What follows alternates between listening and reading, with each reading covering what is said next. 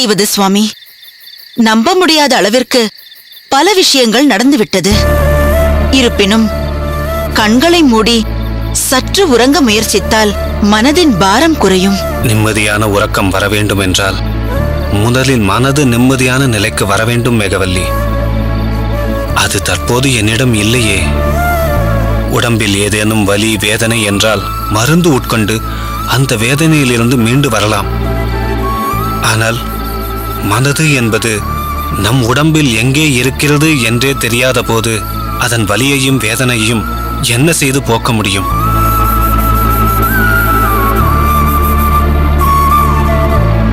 ஆத்மா நம் உடலுக்குள் எப்படி சூட்சுமமாக உரைகிறதோ அதே போல்தான் மனமும் சூட்சுமமான உருவில் நம் உடலில் உறைந்திருக்கிறது. சுகத்தையும் துக்கத்தையும் மாறி மாறி அனுபவிக்கிறது. உண்மைதான் சுவாமி. தாங்கள் குறிப்பிட்டது போல் மனம் என்பது மிகவும் சூட்சுமமானதுதான். அதே போல்தான் குரு சிஷ்ய உறவும். இருவருக்கும் இடையே உள்ள கருத்து பரிமாற்றம் அலாதியானது, சூட்சுமமானது, அதிநுட்பமானது, ஏன் மிகவும் புனிதமானது. ஆனால் அந்த மாரநேர நம்பி அதை இழிவுபடுத்தும் விதமாக நடந்து கொண்டு விட்டானே. அதை எண்ணும் போது என் மனது மிகவும் வேதனைப்படுகிறது மேகவல்லி. மிகவும் நம்பிக்கையானவன் என்று உறுதி அடைந்திருந்த சிறிது காலத்திற்குள் இப்படி ஒரு காரியத்தை செய்துவிட்டானே. இப்பொழுது கூட அந்த மாரநீர் நம்பி தங்களுக்கு இப்படி ஒரு துரோகம் செய்திருப்பாரா என்று நம்ப முடியாமல் தான் இருக்கிறேன் சுவாமி. என்னை விடு மேகவல்லி. முக்கியமாக நம் ஆச்சாரியார் யமுனாச்சாரியாருக்குத்தான் நம்பிக்கை துரோகம் செய்திருக்கிறான் அந்த மாரநேர் நம்பி. ஆச்சாரியார் அவனை என்னிடம் அறிமுகப்படுத்தும் போது முதலில் அவன் மேல் எனக்கு அந்த அளவுக்கு நம்பிக்கை வரவில்லை. அதன் பிறகு ஆச்சாரியாரின் அறிவுரை, அடியேனே நேரில் கண்ட சில நிகழ்ச்சிகளில் மாரநேர் நம்பியின் நடத்தை, மேலும் இங்கு வந்த பிறகு நம் குழந்தைகள் நீயும் அவனை பற்றி கூறிய நல்ல அபிப்பிராயங்கள் போன்றவற்றால் என் மனநிலையை மாற்றிக்கொண்டு அவனை அடியேனின் சிஷ்யனாக ஏற்றுக்கொண்டு பல பாடங்களை போதித்தேன். ஆனால் சமயம் பார்த்து உண்டகத்தில் ரெண்டகமாக ஒரு காரியம், அதுவும் மற்றவருடைய தொகையை பகவானின் சேவைக்காக கொடுத்த நிதியை திருடும் படும் பாதகச் செயலை செய்திருக்கிறானே அவன். அவனை என் உயர்ந்த சிஷ்யனாக பாவித்ததற்கு அவன் காட்டிய நன்றியை பார்த்தாயா? தாங்கள் அவரை உயர்ந்த சிஷ்யராகத்தான் பார்த்தீர்கள். ஆனால் நான் உடன் பிறவா சகோதரராக மாதவனைப் போல் ஒரு தம்பியாக பாவித்து பாரபட்சமின்றி ஆகாரமிட்டேன். அவன் இப்படி செய்ததில் என் மனமும் மாறவில்லை சுவாமி. இங்கு நாம் எவ்வளவு புலம்பிக் கொண்டிருக்கிறோம். ஆனால் அவனோ எடுத்த பொற்காசுகளுடன் எங்கோ சுகித்திருக்கிறான். சரி சுவாமி, ஏதோ கெட்ட கனவாக அவற்றை மறந்து விடுங்கள். அவனை கூட மறந்து விடலாம் மேகவல்லி. ஆனால் இதுவரை அடியேன் கட்டிக்காத்த மானம் மரியாதை அனைத்தும் போய்விடுமே. அதை மறக்க முடியுமா? ஏன் அப்படியெல்லாம் நினைக்கிறீர்கள் சுவாமி? நினைக்காமல் களவு போனது நம் பொற்காசுகள் அல்லவே. மிகுந்த நம்பிக்கையோடு வெங்கடாச்சலம் அடியனிடம் கொடுத்த மிகப்பெரிய தொகை அது.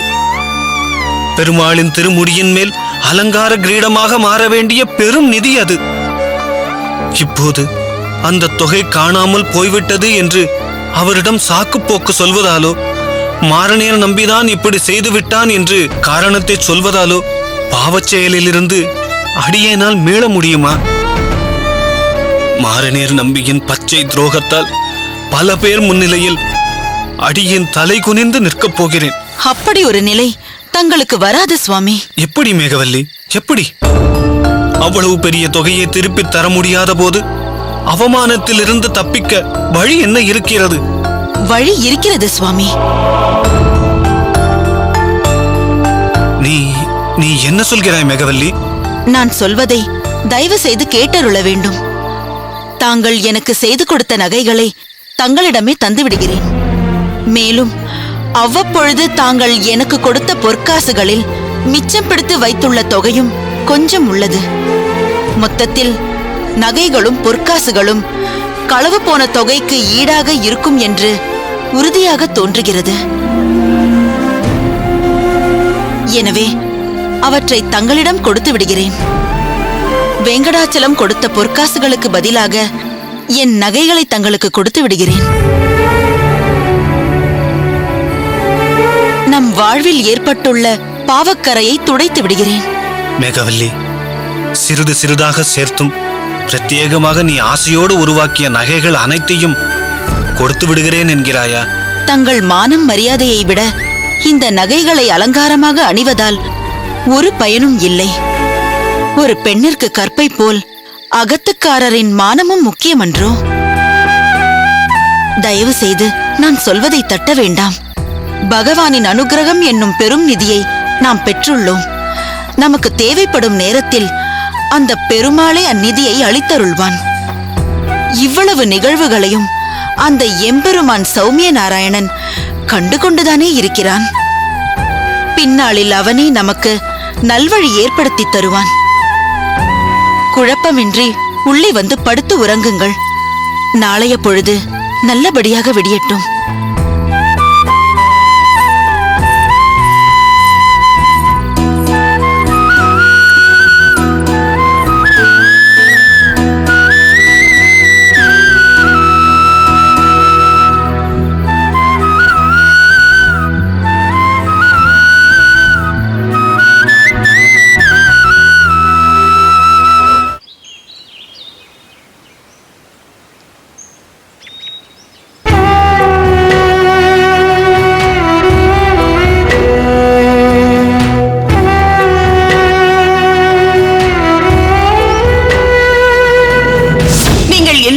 சேர்ந்து அவனை திருமணத்திற்கு ஒத்துக்கொள்ள வைத்தீர்களா? மாறாக அவனை ஆச்சாரியரிடத்தில் சேர்த்து விடுவதில் தானே நீங்கள் தீவிரமாக இருக்கிறீர்கள்.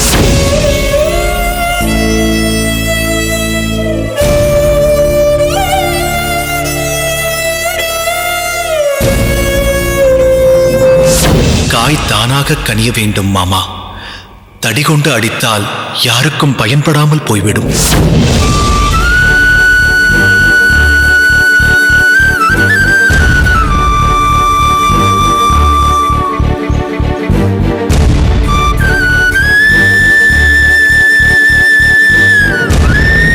குமரேசனின் நிலைமை வேறு எந்த பிள்ளைக்கும் வரக்கூடாது.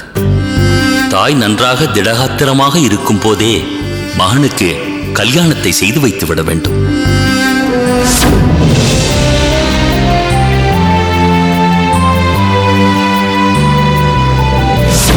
ராமானுஜனின் திருமணம் நடந்தாக வேண்டுமே. நடக்கும் காந்திமதி, அதற்கான வேளை வரும். வராது. வேளையை நாம் தான் வரவழைக்க வேண்டும்.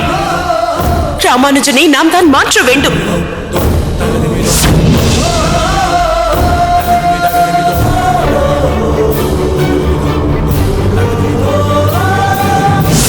அவன் திருமணம் செய்து கொள்ளத்தான் வேண்டும். அவன் திருமணத்திற்கு ஒத்துக்கொள்ளத்தான் வேண்டும். அவன் ஒத்துக்கொள்ளும் வரை இதோ இந்த நொடியிலிருந்து அமுது செய்யாமல் வாயில் ஒரு சொட்டு தீர்த்தம் கூட விடாமல் இருக்க போகிறேன்.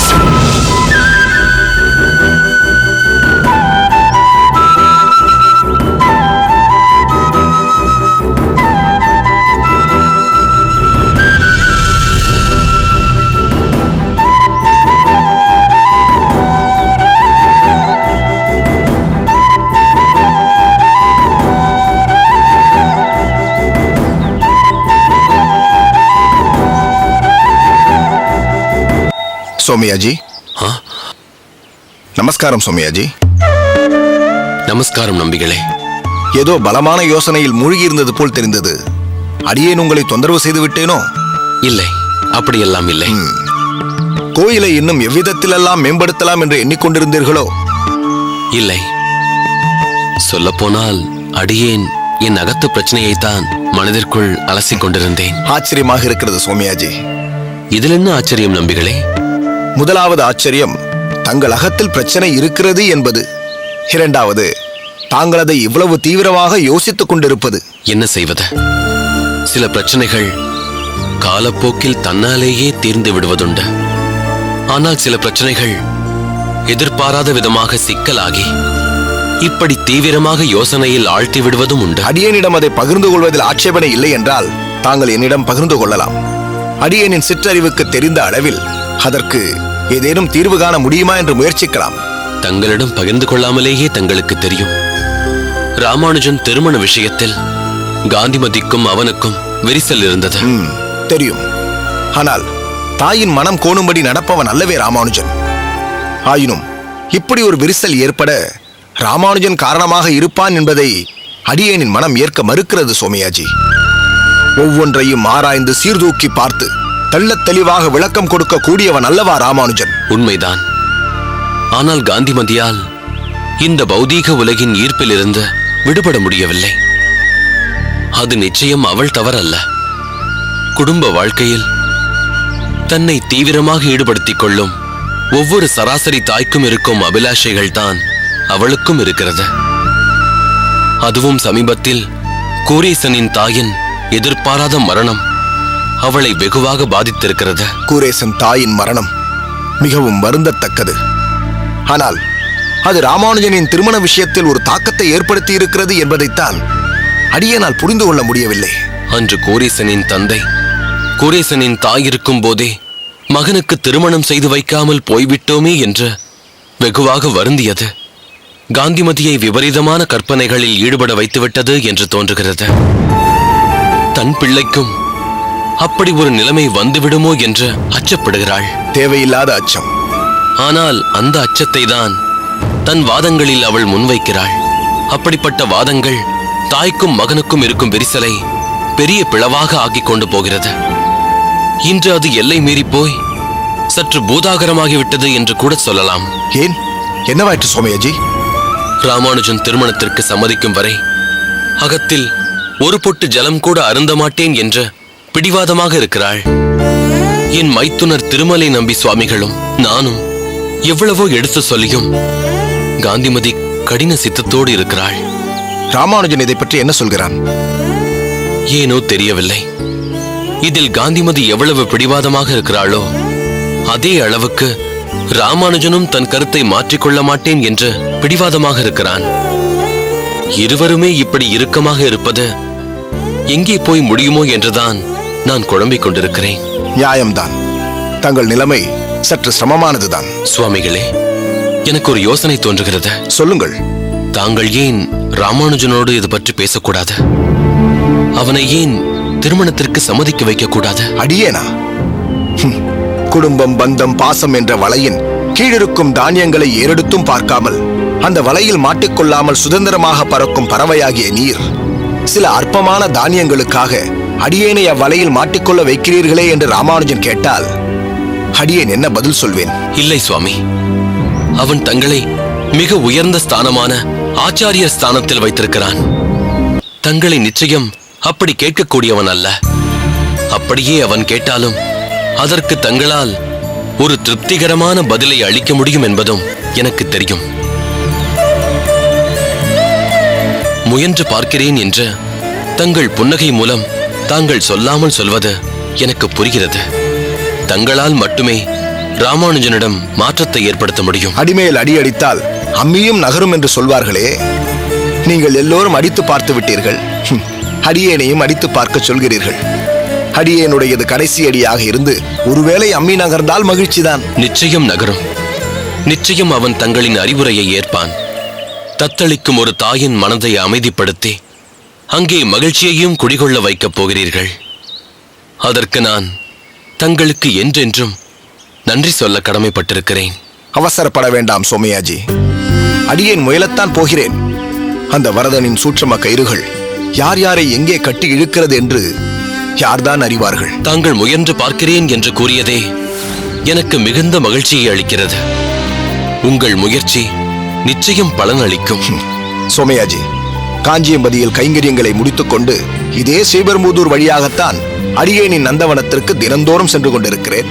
ஆனால் இன்று ஏனோ ஆதிகேசவ பெருமாளை சேவிக்க வேண்டும் என்ற ஒரு ஆவல் என்னை இங்கே கொண்டு வந்து சேர்த்து விட்டது. இதற்காகத்தானோ? நிச்சயம் அப்படித்தான் இருக்கும். ஒருவேளை தங்களின் பிரார்த்தனையை நாதவள்ளி தாயாரும் ஆதிகேசவ பெருமாளும் மனமுகந்து ஏற்றுக்கொள்ளவும் வாய்ப்பு இருக்கிறது. ராமானுஜன் விஷயத்தில் தாங்கள்தான் ஏதாவது செய்ய வேண்டும் நம்பிகளே. சோமயாஜி, ஒரு விஷயத்தை நீங்கள் நன்றாக புரிந்து கொள்ள வேண்டும். ராமானுஜன் வருங்காலத்தில் வைணவ தர்மத்தையே தன் கட்டுப்பாட்டுக்குள் கொண்டு வர போகிறவன். ஒரு சாமானியனான அடியேன் அவன் மனதை நம் கட்டுப்பாட்டுக்குள் கொண்டு வர முடியுமா என்பது அடியேனுக்கு தெரியவில்லை. இருப்பினும் வரதனை மனதில் நினைத்துக் கொண்டு வேண்டுகோளை முன்வைக்கிறேன். ஏற்பதும் ஏற்காததும் பகவான் சித்தம். அடியேன் வருகிறேன்.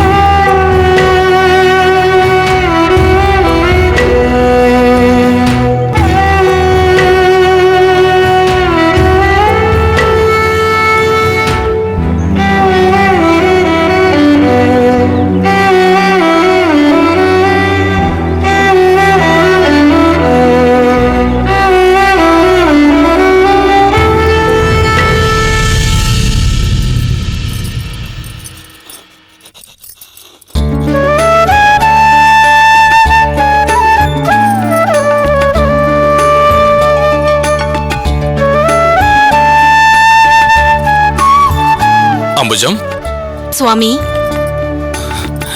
என்ன நம் அகமே நறுமணம் கமழ்கிறது? எல்லாம் இதன் கைங்கரியம்தான். ஓ, சந்தனமா? ஆம் சுவாமி. நிறைய சந்தன குழம்பை தயாரித்துக் கொண்டிருக்கிறாய். நாளை ஏதாவது விசேஷ திருமஞ்சனம் ஏற்பாடாகி இருக்கிறதா? நம் அழகிய மணவாள சுவாமிக்காகத்தான் இவ்வளவு சந்தனமா? இது நம் அழகிய மணவாளர் சுவாமிக்கல்ல. பிறகு இது தங்களுக்காகத்தான் சுவாமி. என்ன சொல்கிறாய் அம்புஜவள்ளி? எனக்காகவா? ஆம் சுவாமி. சந்தனத்தை மேனியில் இட்டுக் கொள்வது தங்களின் வழக்கமாயிற்றே. சரியாய் போயிற்று. ஏதோ சம்பிரதாயத்திற்காக கொஞ்சமாக பூசிக்கொள்வதுதானே வழக்கம். அதற்கு எதற்காக இவ்வளவு? சுவாமி, பாகவதர்கள் உபச்சாரத்திற்காக கொஞ்சமாக பூசிக்கொள்வார்கள். அது நடைமுறையில் வழக்கம். ஆனால் பாசுரங்களை பாடும்போது பகவானாகவே பல பாவனைகளை அபிநயத்தில் காட்டும் தங்களுக்கு குறைந்த அளவு சந்தனம் எப்படி போதுமானதாக இருக்கும்? நீ சொல்வது எனக்கு ஒன்றும் புரியவில்லை. புரியும்படி சொல்கிறேன். நித்தியப்படி பகவத் கைங்கரியமாக அபிநய நர்த்தனம் செய்யும் தேகத்திற்காகத்தான் இதை நான் தயாரித்திருக்கிறேன்.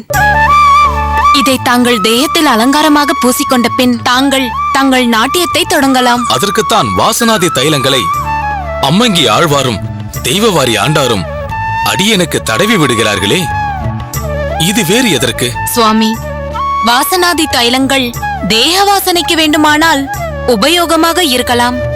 ஆனால் நாட்டியத்தின் போது ஏற்படும் தேக வெப்பத்திற்கு சந்தனம்தான் இதமானது.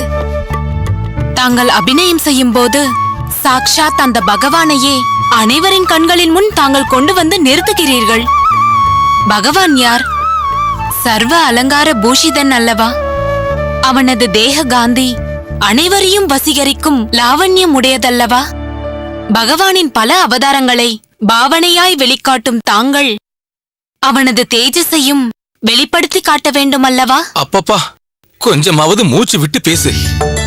விட்டால் நம் ஆச்சாரியரை போல் ஒரு பிரசங்கமே பண்ணிவிடாய் போல் இருக்கிறதே. போங்கள் சுவாமி. நான் சொன்னதை இவ்வளவு நேரம் கேலியாக தான் பார்த்தீர்களா? கவனித்து கேட்கவில்லையா? சேச்சே, அப்படியெல்லாம் இல்லை. நீ பகவானிடம் காட்டும் அபிமானம் அடியனுக்கு தெரியாதா என்ன? சுவாமி, அதில் என்னுடைய சுய அபிமானமும் இருக்கிறது. சுய அபிமானமா? என்ன அது? ஆம் சுவாமி. நேற்றைய தினம் தாங்கள் ஒரு பாசுரத்திற்கு பெருமாளின் நரசிம்ம அவதாரத்தை அப்படியே பாவனை செய்தீர்கள். கண்டவர்களில் பெரிய வயதுக்காரர்களும் வியந்தே போனார்கள். அப்படி ஒரு அபிநயம். அந்த அவதாரத்திற்கு தகுந்தாற்போல் தங்கள் தேகத்தில் அக்னி ஜுவாலை பறந்ததை நான் கவனித்தேன். இவ்வளவு தேக வெப்பம் உடம்பில் பரவினால் என்ன ஆவது? அதற்காகத்தான் இந்த சந்தன காப்பு. நான் ஏதாவது தவறாக கூறிவிட்டேனா சுவாமி? இல்லை இல்லை, உன் அக்கறையை எண்ணி பூரிப்படைந்தேன். மொத்தத்தில் ஒரு குழந்தையை போல் அலங்கரித்து பார்க்கிறாய். அப்படித்தான் வைத்துக் கொள்ளுங்களேன்.